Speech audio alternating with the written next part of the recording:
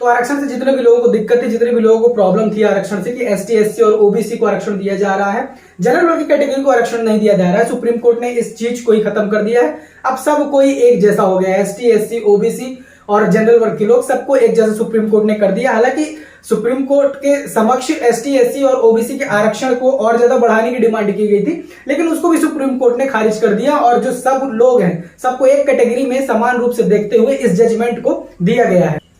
नमस्कार दोस्तों, जय हिंद। देखिए, आरक्षण या रिजर्वेशन हमारे समाज में हमेशा से कंट्रोवर्शियल टॉपिक रहा है। आरक्षण को लेकर हमेशा से ही भिन्न भिन्न राय सबकी बनी रही आई है, चाहे देश में हो चाहे सोसाइटी में हो, हर जगह पर ये एक डिबेट टाइप का विषय बना रहा आया है। आरक्षण जो कि एसटी एससी और ओबीसी कैटेगरी को क्रमशः 15%, 7.5% और 27% का दिया जाता है, जिसमें कि जनरल वर्ग को कवर नहीं किया जाता है। आरक्षण को लेकर हमेशा से ही ये एलिगेशंस लगते रहे आए हैं कि ये एक विशेष वर्ग को क्यों दिया जाता है, जबकि इसमें देश के आर्थिक आधार पर लोगों को क्यों नहीं दिया जाता है, यानी कि जो लोग आर्थिक रूप से कमजोर हैं उसके बेस पर आरक्षण दिया जाए। ऐसे कई बार याचिकाएं सुप्रीम कोर्ट में जा चुकी हैं, सुप्रीम कोर्ट में सुनवाई भी हो चुकी है। इसका जो सीधा सीधा संबंध है 2000, इस वीडियो को जो मैं बना रहा हूं इसका सीधा संबंध इसी टॉपिक से है। तो 2019 में इन्हीं सारी चीजों को दूर करने के लिए, सब समाज में एक रूपता लाने के लिए गवर्नमेंट ने संविधान के 103वें संशोधन में अनुच्छेद 15, 6 और 16(6) में संशोधन करते हुए एक रिजर्वेशन प्रोवाइड कराया 10% का, जो कि आर्थिक रूप से लोगों को प्रोवाइड कराया गया है। उसमें एसटी एससी और ओबीसी को कवर नहीं किया गया है, यानी कि उसमें 10% का जो रिजर्वेशन दिया गया है वो सिर्फ और सिर्फ जनरल वर्ग की कैटेगरी के लोगों को दिया गया जो कि आर्थिक रूप से कमजोर हैं। और ये इसलिए किया गया क्योंकि एसटी एससी और ओबीसी के दायरे में जनरल वर्ग के लोग इंक्लूड नहीं थे, उन्हें एक्सक्लूड करके रखा गया था, इसलिए इसे लाया गया। अभी आप लोगों को लग रहा होगा मैं ईडब्ल्यूएस को इस वीडियो में क्यों इंक्लूड कर रहा हूं, क्योंकि इसका जो सार है इस वीडियो का इसी से शुरू होता है। तो जब इसको लाया गया तो एसटी एससी और ओबीसी को इसमें नहीं रखा गया। इसके लिए सुप्रीम कोर्ट में एक याचिका दायर की गई कि भाई अगर आर्थिक आधार पर आरक्षण दिया जाता है, चूंकि जो एसटी एससी और ओबीसी को दिया जाता है वो पिछड़े हुए के कारण और समाज में एक रूपता लाने के कारण दिया जाता है, तो ये तो इकोनॉमिकल वीकर सेक्शन जो आपने लाया इसमें एसटी एससी और ओबीसी को इंक्लूड क्यों नहीं किया? आर्थिक आधार पर अगर आरक्षण दिया जाता है तो आपने इन्हें इंक्लूड क्यों नहीं किया? ऐसे 3 याचिकाएं सुप्रीम कोर्ट के सामने फाइल, एक याचिका में ऐसे तर्क दिए गए, मतलब 3 प्रकार के, कि पहली बात तो ये संविधान के मूल ढांचे का उल्लंघन करता है। दूसरी बात तो ये कि इसमें एसटी एससी और ओबीसी को शामिल नहीं किया गया। तीसरी बात तो ये कि इसमें इंदिरा साहनी बनाम union versus union of India का जो जजमेंट था उसमें ये 50% की जो सीमा है उसे क्रॉस कर रहा है आरक्षण की। तो इस प्रकार की जो याचिका थी वो ईडब्ल्यूएस के अगेंस्ट में एसटी एससी और ओबीसी को भी आर्थिक रूप से आरक्षण देने के लिए दायर की गई।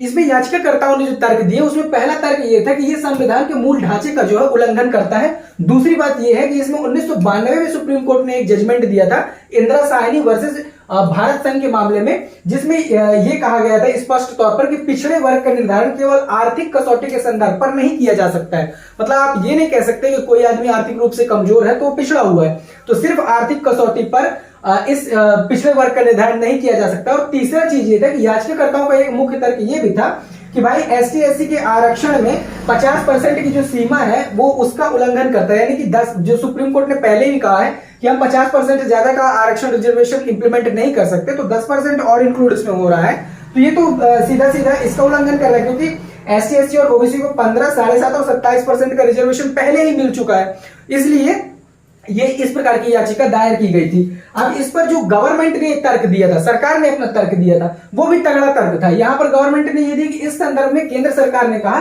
कि ये समाज में एक रूपता लाने के लिए लाया गया है, सामाजिक उत्थान के लिए लाया गया है।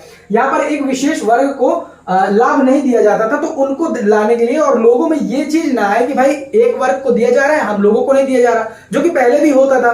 तो अगर एसटी एससी और ओबीसी को दिया जा रहा है तो 10% का रिजर्वेशन उन आर्थिक बेस पर कमजोर लोगों को भी दिया जाए जो कि एसटी एससी और ओबीसी में कवर नहीं किए गए हैं। सरकार ने ये पक्ष दिया। इसके बाद यहाँ पर सरकार ने ये कहा कि आर्थिक रूप से श्रेणी में देश का एक बड़ा वर्ग शामिल है जिसका उत्थान आवश्यक है, इसमें 200 मिलियन लोगों का उत्थान करना शामिल होगा। इस पर जब डिबेट हुई तो सुप्रीम कोर्ट ऑफ इंडिया का जो जजमेंट आया था वो 3 और 2 के अनुपात में आया था। मतलब इसमें 5 जो जजेस थे वो 5 जज थे, जिसमें से 3 जज ने इसके सपोर्ट में दिया था कि हाँ ये आरक्षण बंद नहीं किया जाना चाहिए, बल्कि 10% आरक्षण जो है एक विशेष वर्ग को आर्थिक रूप से दिया जाता है वो सही है, इसमें एसटी एससी और ओबीसी को इंक्लूड नहीं किया जाएगा, क्योंकि पहले से ही एसटी एससी और ओबीसी को आरक्षण मिलता आ रहा है। तो यहां पर जो सुप्रीम कोर्ट ने कहा कि भाई ईडब्ल्यूएस को 10% का आरक्षण देने के मामले में केंद्र के फैसले को हम बरकरार रखते हैं। दूसरी बात, यहां पर जो संविधान पीठ ने 3 दुखमय फैसला सुनाया था, जिसमें